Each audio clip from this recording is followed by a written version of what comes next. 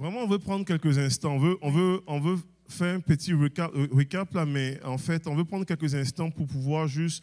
On a commencé cette série là sur l'écoute et on est sur l'écoute. Et puis, je crois que Dieu nous a commencé, je ne sais pas si pour vous, mais pour nous, nous sommes vraiment bénis. Dieu a commencé simplement à pointer certaines choses dans nos vies et puis nous rencontrer de façon extraordinaire. Et on a commencé avec le premier message sur à l'écoute de Dieu.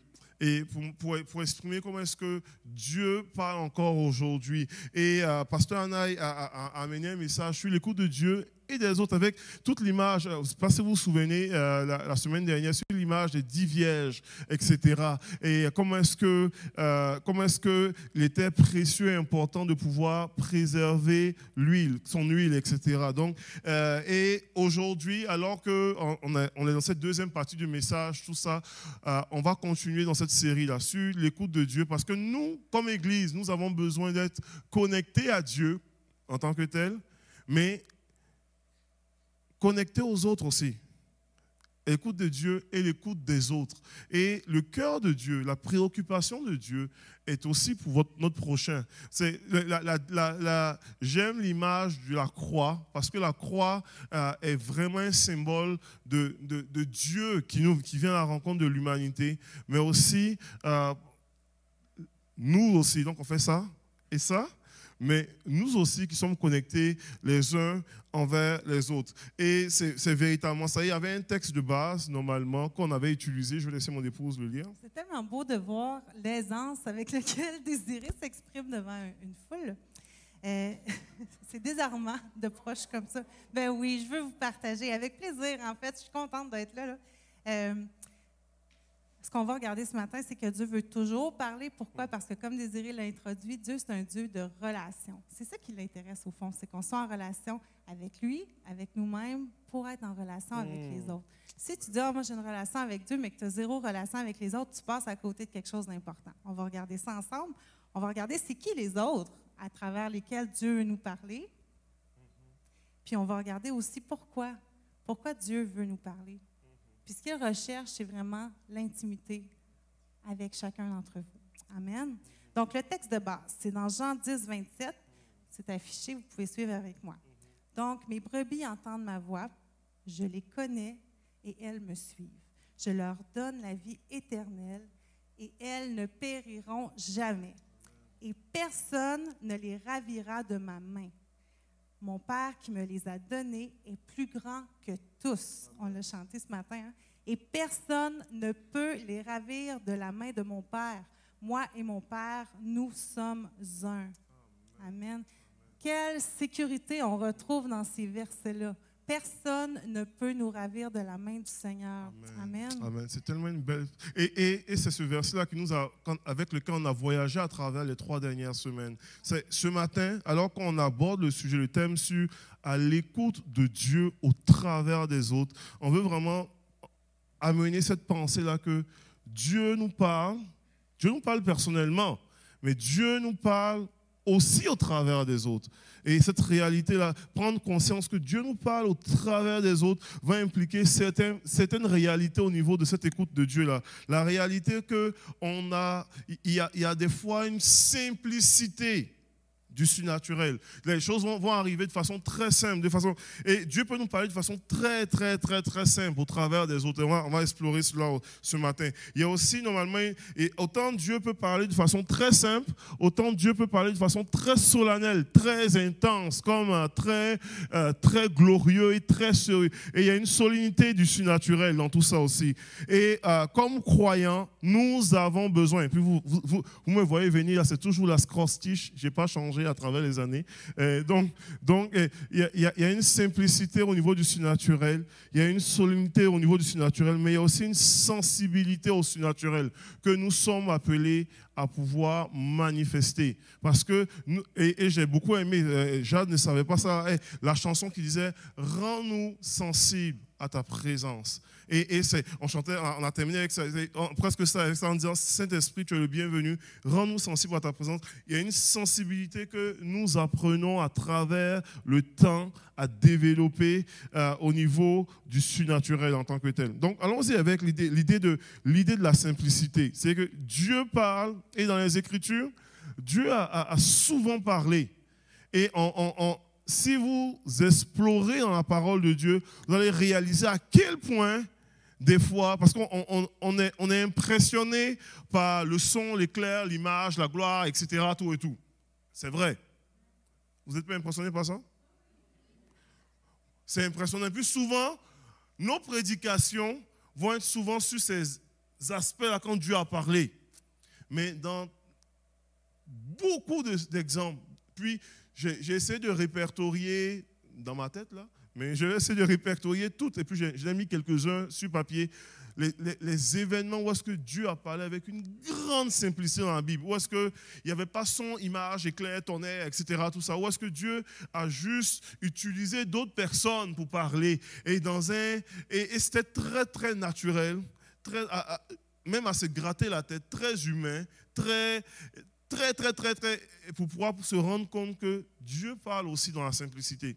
Et tellement souvent, nous passons à côté, parce que il y a une attente de pouvoir tellement avoir son image éclair, etc., tout ça. Et dans les Écritures, j'ai des exemples comme ça. Je vais aller très rapidement en rafale, parce que je vais laisser mon épouse parler. Mais en rafale, il y a dans Actes des Apôtres, Actes chapitre 1, verset 15, le choix du 12, vous savez, peut-être vous n'avez jamais lu cette histoire-là, mais Jésus avait choisi 12 apôtres. Et parmi les 12 apôtres, il y en avait un qui l'a trahi, qui s'appelait Judas. Et quand Judas l'a trahi, Judas s'est pendu après. Mais lorsque Jésus est retourné au ciel, tout ça, les disciples devaient choisir un 12e apôtre à la place de Judas décédé. Et ils vont faire le choix du 12e apôtre. Mais c'est tellement incroyable comment est-ce qu'ils ont fait le choix.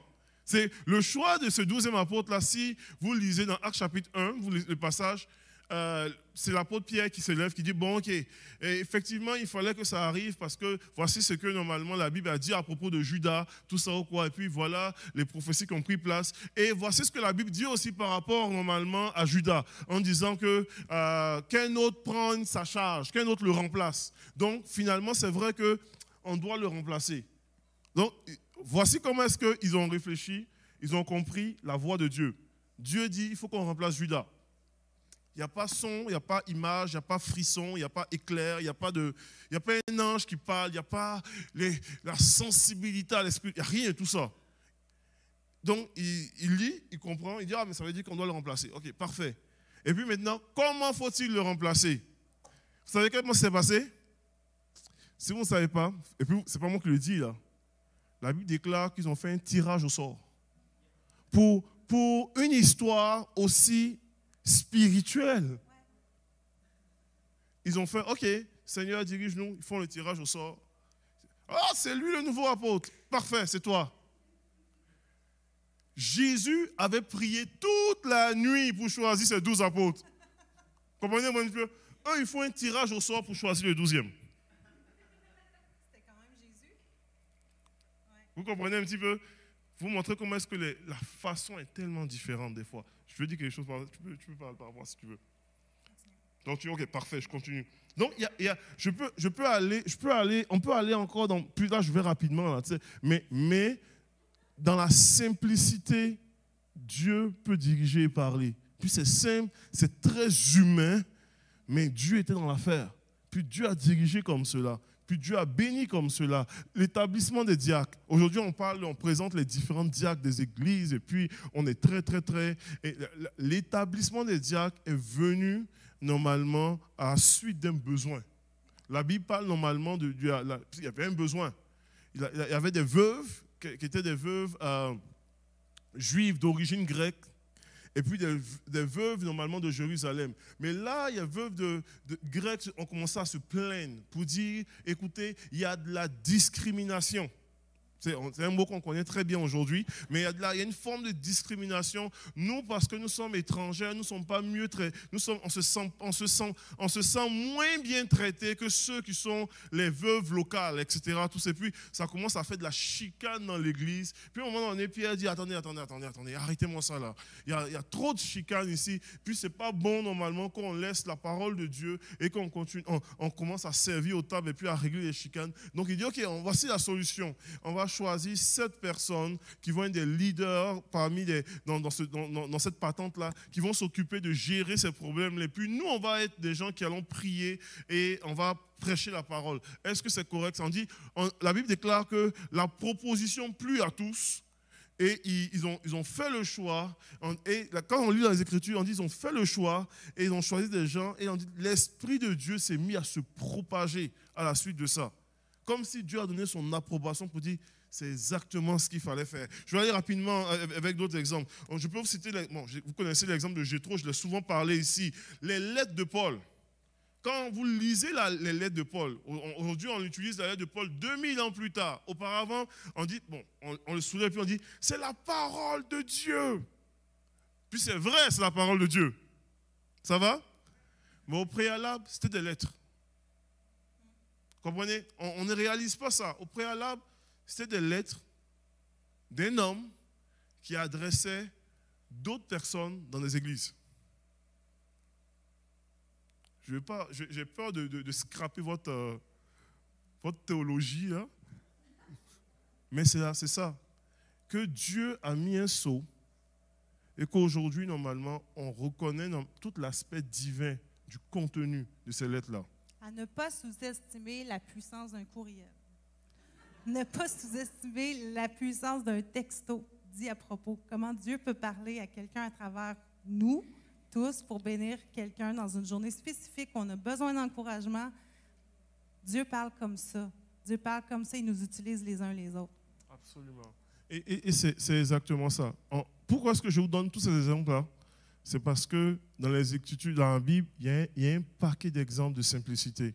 Et il y a tellement de gens que tant que les choses, il n'y a pas son et clair, avec Dieu m'a dit, avec la voix grave de dire, écoute, je suis le très très oint de l'Éternel qui parle. Ils ne vont pas le prendre au sérieux.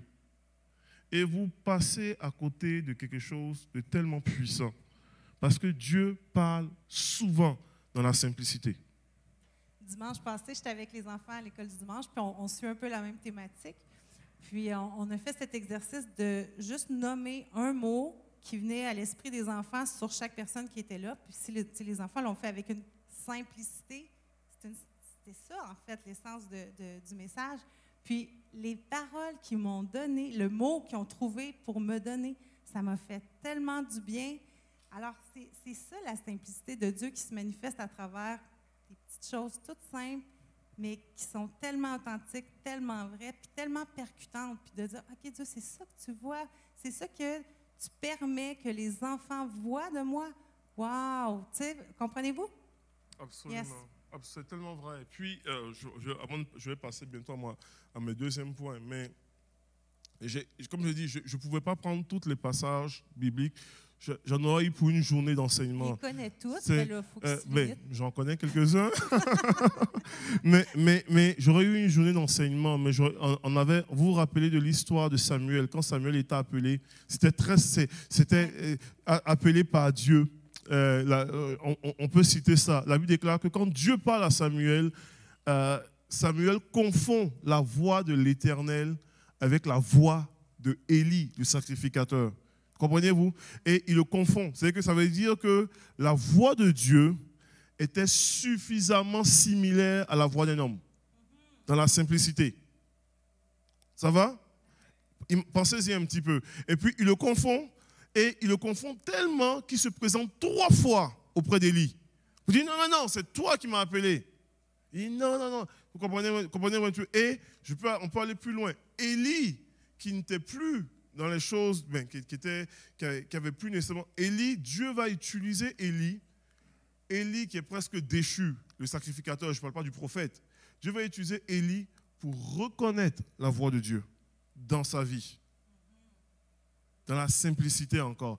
Je peux citer Marie, je peux citer Naaman, qui était un lépreux dans la Bible. Puis, il y a plein d'exemples. Naaman, normalement, qui se présente devant un prophète, et puis le prophète lui dit, va te laver 7 fois dans le Jourdain. Je ne sais pas si vous êtes déjà allé en Israël, le Jourdain n'est pas impressionnant comme fleuve, là. C'est vraiment, honnêtement, il y a des bouts du Jourdain qui sont moins grands que moins large que la grosseur de l'église ici. Là. C'est vraiment pas gros. Et Naaman dit, mais me laver 7 fois dans cette eau-là qui est insignifiante. Il dit, j'aurais espéré que le prophète sorte et qu'il me parle au nom de l'Éternel, qu'il mette sa main autour de moi et qu'il me touche. Il touche ma prie et qu'il prie. Puis Élisée a dit, non, va juste te laver. Va juste te laver.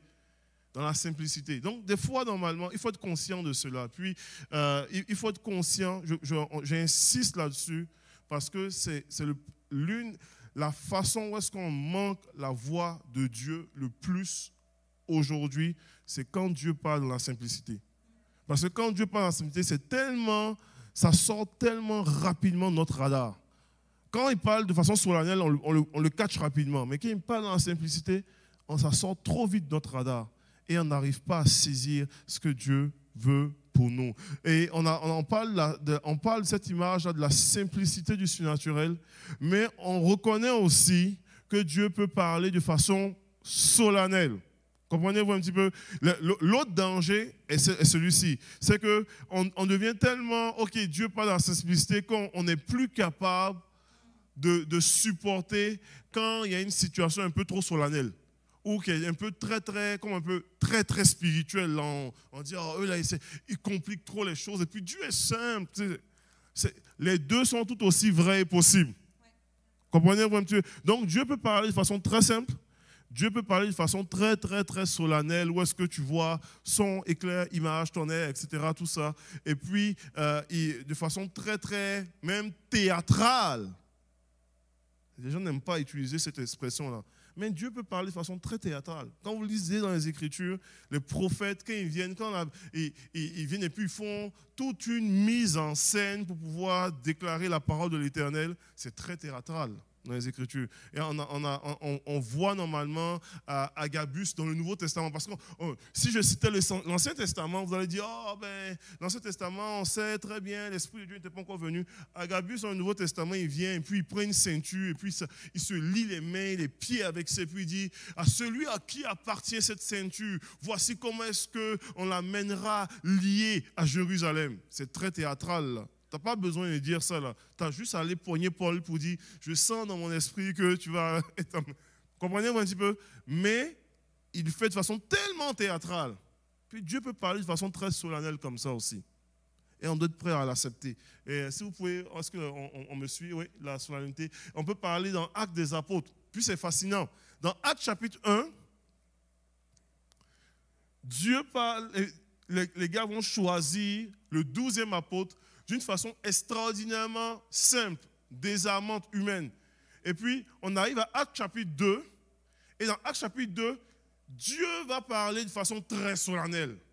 Pour montrer un peu comment est-ce qu'il peut avoir la simplicité, comme aussi la solennité. Dieu parle de façon très... Et puis là, l'effusion du Saint-Esprit, les langues de feu, les gens qui parlent en d'autres langues, avec tout le symbole qui vient avec ça. Il y a tout ça qui vient... intense là, vous comprenez un petit peu? Puis Dieu se manifeste comme ça, pour montrer comment est-ce que la simplicité et la solennité vont de pair lorsqu'on est à l'écoute de Dieu. Tu veux dire quelque chose? Ça reste Dieu. Il y a tellement d'exemples qu'on peut utiliser encore. Oui.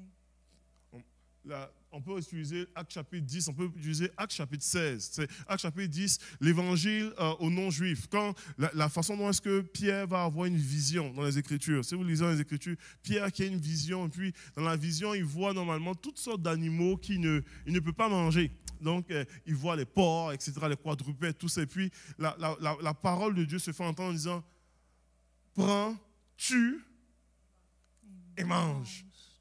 Et c'était ça la parole. Puis là, il ne comprend pas. C'est très solennel finalement pour comprendre que Dieu va l'amener auprès de non-juifs, auprès d'un non-juif du nom de Corneille, qui va donner sa vie au Seigneur, qui va être baptisé du Saint-Esprit, etc. Donc, Dieu continue de parler de façon solennelle.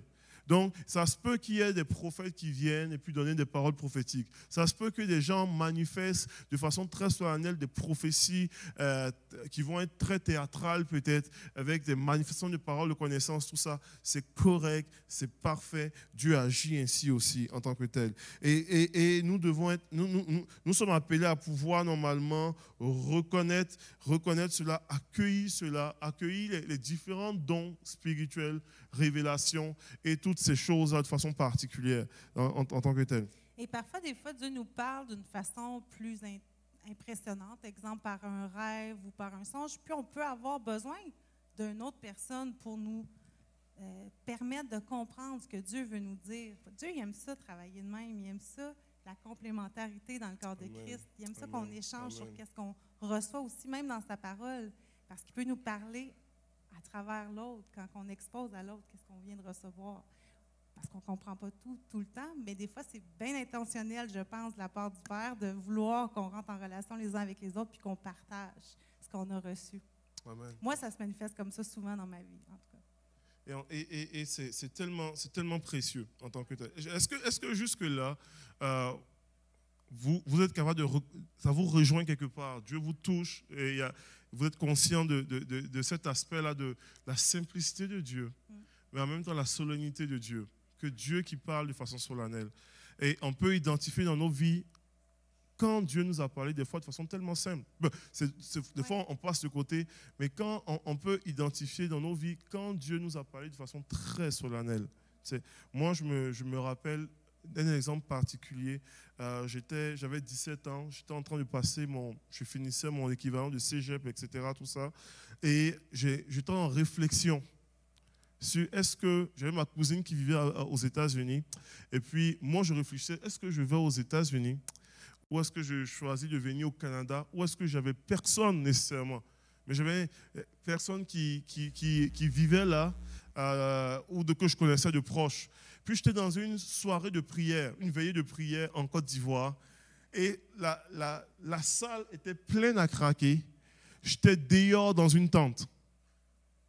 Et puis, j'étais assis dans la veillée, tout ça. Et puis, on écoutait de loin l'homme de Dieu qui prêchait. Et puis, à un moment donné, il est en train de faire du ministère, prier pour les gens. Il avait toutes sortes de paroles de connaissances. Tout ça. Et puis, il dit, là, j'ai une parole pour quelqu'un. Puis, il descend de l'église. Et puis, il marche, il traverse toute l'église.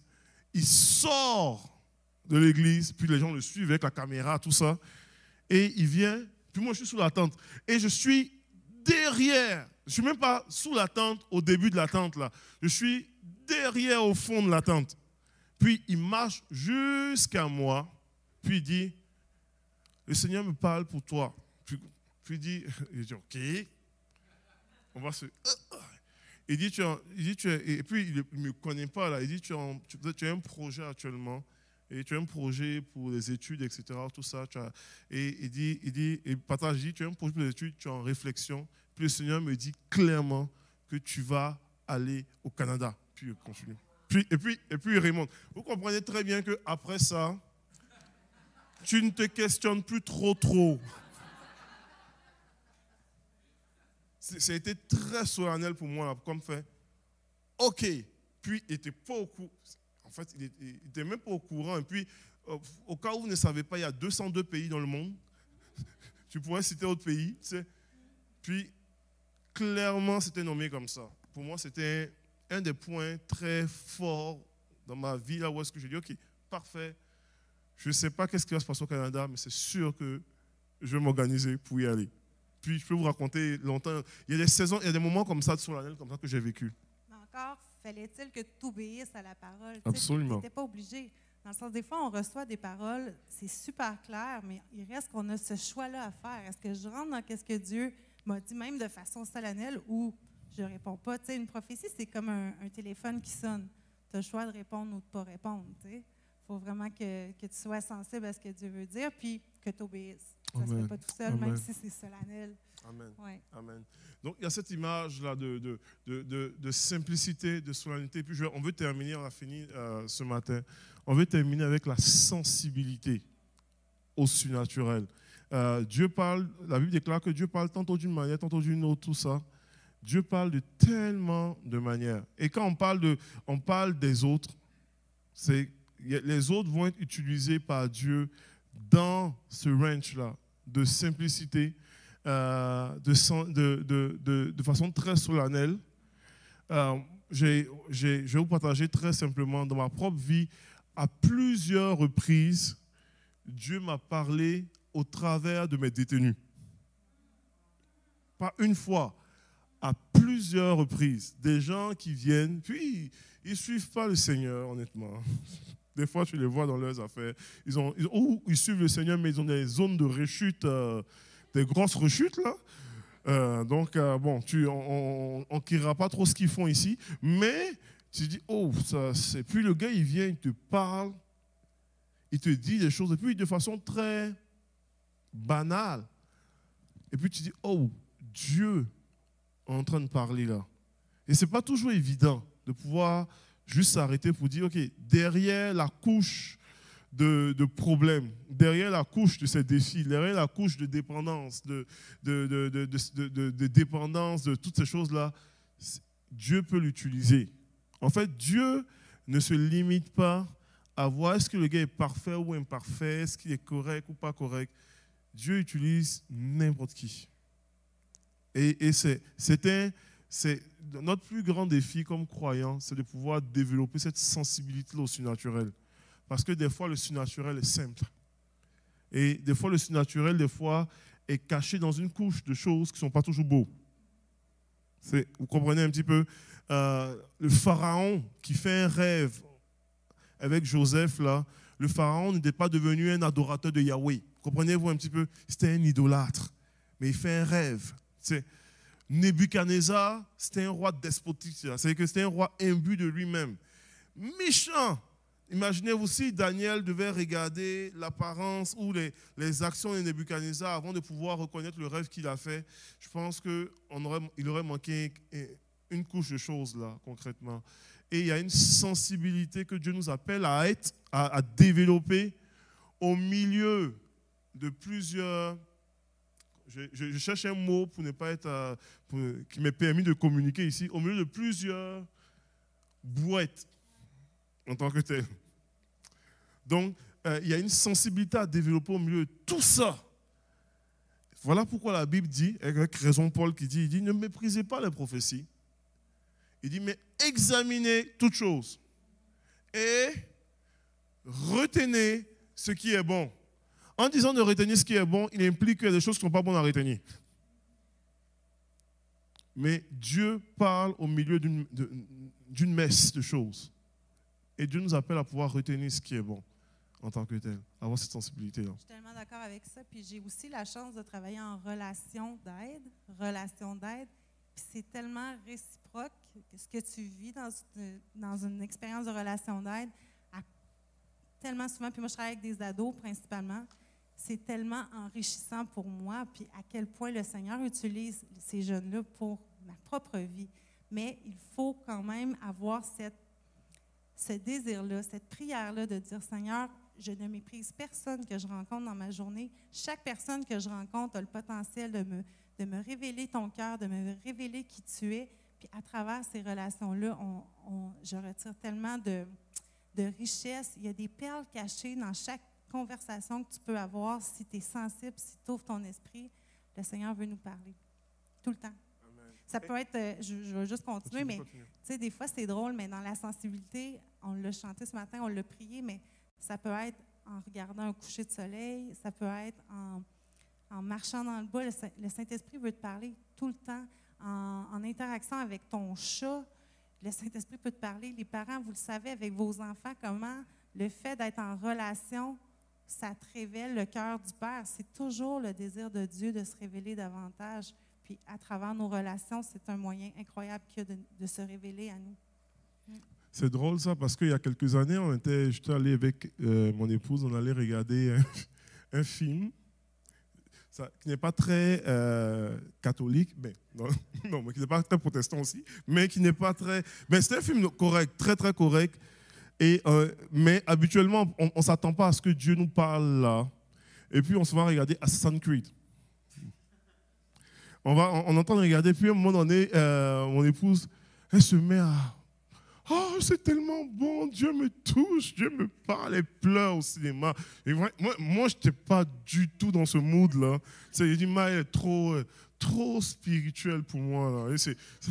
It's too much. Moi j'étais comme de l'action. Moi, je voulais juste voir le film d'action.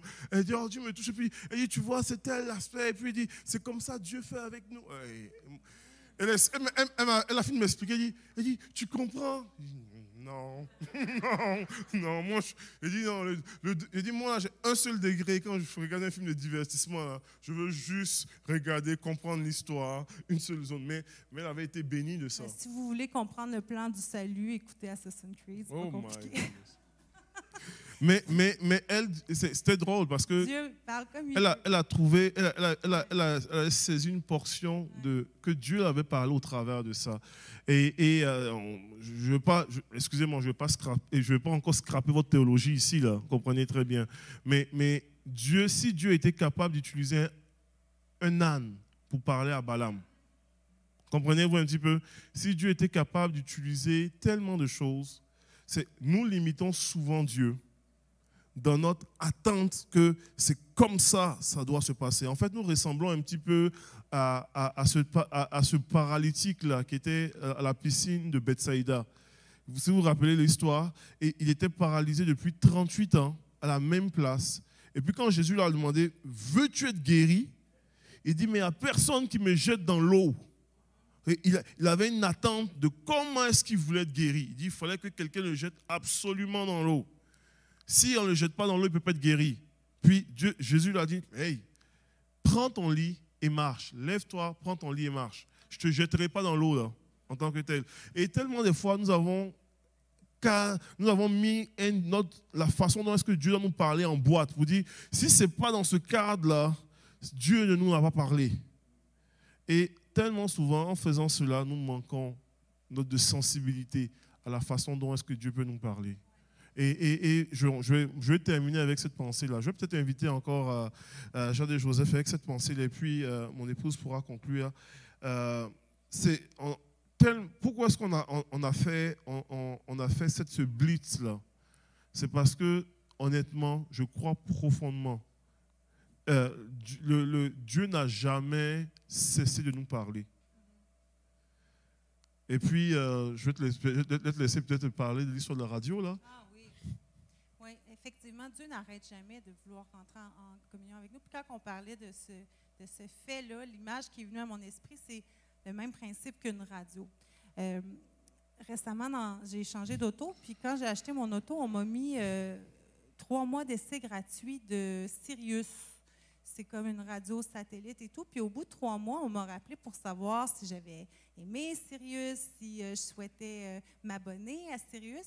Et j'ai réalisé que je n'avais jamais syntonisé Sirius parce que ça ne fait pas partie de mes habitudes d'écouter la radio nécessairement en auto. Puis quand j'écoute la radio, j'écoute la radio parler. Fait que c'était pas, je n'étais pas en mesure de dire j'ai-tu aimé ça, j'ai pas aimé ça, ça répond-tu à mon besoin, est-ce que je veux m'abonner? Je ne l'ai pas testé. Fait que tout ça pour dire que j'avais accès à cette commodité-là dans ma voiture, mais je ne l'ai pas utilisée. Puis c'est vraiment l'image qui venait à mon esprit par rapport à Dieu qui veut toujours parler. Mais parfois, la radio est fermée, puis où on ne s'intonise pas sur le canal pour entendre de lui. Fait que c'est un choix aussi de marcher consciemment dans ce désir-là de vouloir entendre de lui. Puis plus on veut entendre de lui, plus on va entendre de lui de différentes manières parce que c'est ça, prier sans cesse. C'est de chercher toujours à être dans cette relation-là avec le Seigneur cœur à cœur, peu importe ce que je suis en train de faire. Puis Dieu peut se révéler de toutes sortes de manières. Dieu veut nous parler constamment. Parce que nous, on veut l'écouter constamment. C'est la question. Amen. Et ce qui est intéressant dans son image, là, c'est que la station n'arrête pas d'émettre. Jamais. Elle continue d'émettre. Ouais.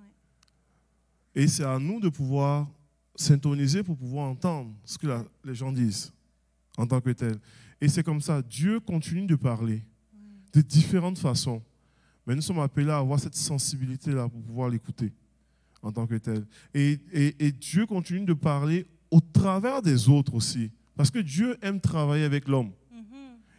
Souvent, on veut que Dieu nous parle à nous spécifiquement. Puis Dieu le fait spécifiquement. On veut que Dieu nous parle au travers de sa parole. Puis c'est clair. Il faut que tout cela puisse reposer sur l'appui, dans ce qu'on reçoit, puisse reposer sur l'appui de la parole. Et Dieu le fait aussi de façon concrète. Mais Dieu va utiliser Pierre, Jean-Jacques, il va utiliser des personnes, il va utiliser d'autres personnes, il va utiliser des personnes inconnues.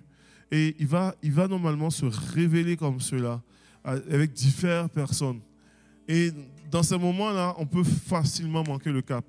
On peut facilement manquer le cap parce que les choses sont trop simples, trop humaines, trop faciles. On dit, oh, c'est trop simple, ça ne peut pas être Dieu ça. Mais Dieu est présent dans la simplicité en tant que tel. Et des fois, ça peut être très solennel, ça peut être très glorieux. Les gens vont dire, ah, tu sais, quand je t'ai vu là, j'ai vu telle affaire, j'ai vu telle image, j'ai vu telle situation. Et c'est Dieu aussi. Et des fois, souvent, on va le saisir comme cela. Mais d'autres fois, de par ce qu'on a pu vivre, de par les abus spirituels qu'on a pu subir, de par les différentes choses on va être normalement très allergique à tout ce qui est théâtral, solennité, tout ce qui est un peu comme trop out of the box, etc. Tout ça. Et Dieu nous appelle à pouvoir s'arrêter et considérer qu'il peut nous parler comme ça aussi. Exact. Et Dieu nous appelle à pouvoir développer cette sensibilité-là. Je vais être honnête avec vous. Dans le monde pentecôtisant, la sensibilité a souvent polarisé. Il y a des gens qui ont été extrêmement sensibles, puis qui ont dit, oh, la sensibilité, c'est ça. Puis c'est bon, et puis il faut être sensible. Et il y a d'autres personnes qui ont essayé de pouvoir couper la sensibilité parce qu'il y a eu trop d'abus au nom de la sensibilité. C'est Dieu qui nous donne l'essence. Hein. Comprenez-vous un petit peu? Et je ne veux pas mettre l'emphase sur les abus ou quoi que ce soit, mais juste vous encourager à pouvoir garder une sensibilité à ce que Dieu veut faire encore aujourd'hui et à pouvoir syntoniser notre radio à nous. C'est syntoniser notre écoute à nous afin de saisir ce que Dieu veut nous dire à travers les autres. Examiner toutes choses. Et d'examiner toutes choses. Discerner ce qui est bon. De discerner ce qui est bon. Ouais. Et de garder ce qui est bon. Vous savez, et c'est une forme de maturité de pouvoir entendre un paquet de paroles pas nécessairement pertinentes et aller chercher la perle au milieu d'un ensemble de paroles pas pertinentes. Ou d'aller chercher, oh, ça c'est bon ça par exemple pour ma vie. Oh, ça c'est bon ça. Ça, Dieu est en train de m'interpeller par rapport à cela. Oh, Dieu est en train de m'amener à considérer cela en tant que tel. Et je crois réellement que le Seigneur nous amène à cette maturité en tant qu'Église, en tant que personne, en tant qu'individu, à pouvoir être de plus en plus sensible et à son écoute. Et à pouvoir écouter les autres, écouter ce que les autres ont à dire en tant que tel. Et on veut terminer ce culte-là avec cette pensée-là. Pour dire, Seigneur, on veut reconnaître la simplicité des fois du surnaturel. On veut reconnaître cette solennité-là. Le fait que des fois c'est solennel, mais rends-nous sensibles au surnaturel, sensibles à toi. Et on a le vendredi dernier, on faisait notre rencontre. On a eu un moment, super moment.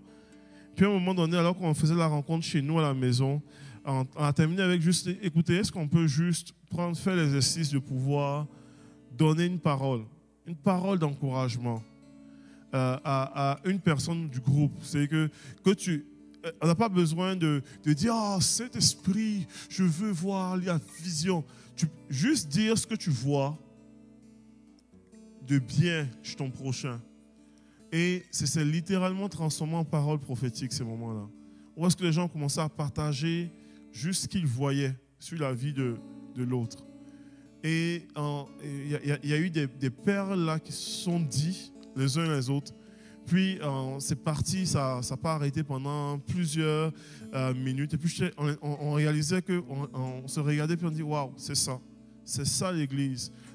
On n'a pas besoin de. C'est très simple, mais les gens sont en train de juste bénir, de prophétiser, de déclarer la vie, des paroles d'encouragement, des paroles de vie. Et les gens souriaient naturellement de comment est-ce que ces paroles-là les faisaient du bien. Et de comment est-ce que ces paroles-là venaient toucher, étaient guérissantes. Et il n'y a personne qui a dit, moi Dieu m'a dit ça. Mais on pouvait clairement sentir et goûter que ça, Dieu est en train de parler. C'est la voix de Dieu qui se fait entendre. Nous devons être à l'écoute de ce que Dieu dit là. Nous devons être à l'écoute de ce que Dieu dit. Et je vais vous encourager à ça. Puis vraiment, j'ai dépassé un peu mon temps ce matin, tout ça. Mais je vais vous encourager à pouvoir être une église à l'écoute. Vous dites, dans ce que Alain va me dire aujourd'hui, dans ce que Stéphane va me dire, dans ce que Pierre va me dire, il m'a dit quelque chose, mais au-delà de son conseil, au-delà de ses paroles, il y a une voix de Dieu qui se fait entendre. Au-delà de sa gentillesse, sa générosité, Dieu parle. Puis je veux saisir ce que Dieu est en train de me dire. C'est ce que Dieu nous amène à faire, littéralement. Dieu nous amène à faire cela. Amen. En voulant terminer, et puis j'ai vraiment, pendant votre temps de louange, permettez-moi de pouvoir vous le dire, encore, juste vous partager cela. Pendant votre temps de louange, on parle de l'écoute de Dieu, là. Oh. Bon, je vais laisser. Vas-y. C'est trop drôle. Pendant votre temps de louange, sérieusement, merci encore d'être là, hein, mais je sentais quelque chose. Je ne veux pas dire Dieu m'a dit, mais je vais vous dire, je vais vous dire exactement ce que je vois. Il y avait normalement, il y avait non seulement une douceur, mais il y avait normalement une huile de guérison qui descendait dans ce temps de louange-là, en tant que tel, qui découlait.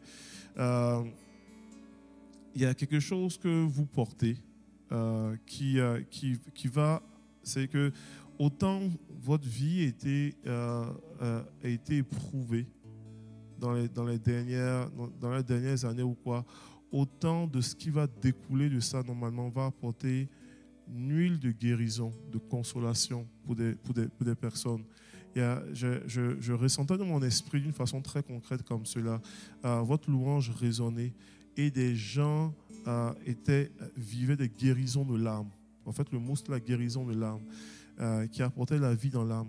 Et je crois réellement que, je ne sais pas ce que vos projets, ça fait longtemps, on ne s'est pas vu là, mais je crois que Dieu vous conduit dans une saison de grâce où est-ce que vous allez dégager quelque chose de tellement beau à voir. On veut vous bénir, on vous aime au bout. Et puis, c'est juste ça que je ressentais. Je vois que ma femme avait écrit quelque chose pour vous. Même chose pendant la louange, qu'est-ce que je voyais sur vous. Joseph, je sentais juste le Père te dire, j'élargis ton terrain de jeu. Puis je ne sais pas ce que ça peut représenter pour toi, mais à d'autres, il aurait peut-être dit, j'élargis ton terrain missionnaire, mais moi, je voyais qu'il y avait quelque chose avec le jeu dans le sens, il y a un plaisir à faire qu'est-ce que tu fais, puis Dieu est content de ça, puis il veut juste élargir ça encore plus. Puis Jade, ce que je ressentais pour toi, c'est le sourire de papa quand tu nous continues dans la louange. Mais les deux mots qui vraiment frappaient mon esprit, c'était l'authenticité puis l'intégrité avec laquelle tu fais la louange. Il y a quelque chose de wow, puis c'est une clé de liberté pour cette génération qui ne sait pas comment être. Puis d'être capable, l'intégrité pour moi, ce que ça veut dire, puis peut-être que le Seigneur te donnera ta propre définition, mais ce que je voyais, c'était cette capacité d'être la même personne, peu importe où tu es. Puis ça, c'est une force que tu as, puis que l'Église a besoin d'avoir des modèles comme toi. Fait que vraiment, je te bénis, on vous aime. Merci d'être là ce matin. C'est tellement un privilège. Yeah.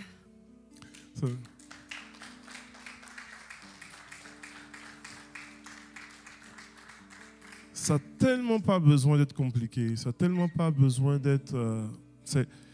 avec simplicité. Puis, il y a certaines personnes, je ne le ferai pas ici en avant, je vais dépasser mon temps, Mais il y a certaines personnes que je vais aller vous voir avec simplicité ce matin. Vous partager simplement ce que je ressentais. Mais on peut tellement être une église qui s'entretient les uns les autres par des paroles de vie, d'encouragement, des paroles où est-ce que Dieu vient tout simplement souffler, où est-ce que Dieu vient insuffler la vie à travers vous en tant que tel. C'est ça l'écoute de Dieu au travers des autres. Est-ce qu'on peut juste se tenir ensemble debout? Alléluia.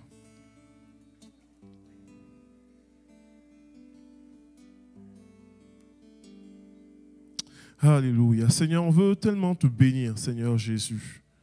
On veut, Seigneur, te rendre toute la gloire. Tu es Seigneur, tu es Dieu, tu es extraordinaire. Ce matin, Seigneur, nous voulons te louer de ce que tu nous parles encore, Seigneur Jésus. De ce que ton esprit est à l'œuvre, ton onction est à l'œuvre ce matin. Et Seigneur, tu appelles ton église à être une église vibrante, une église qui porte la vie, qui sent la vie, qui communique la vie, qui amène la vie autour d'elle au nom de Jésus. Tu nous appelles à être les uns les autres, Seigneur Dieu, des porteurs de vie, Seigneur Jésus. Seigneur, merci de pouvoir, Seigneur Dieu, manifester ta grâce, Seigneur Jésus. Merci de manifester ta grâce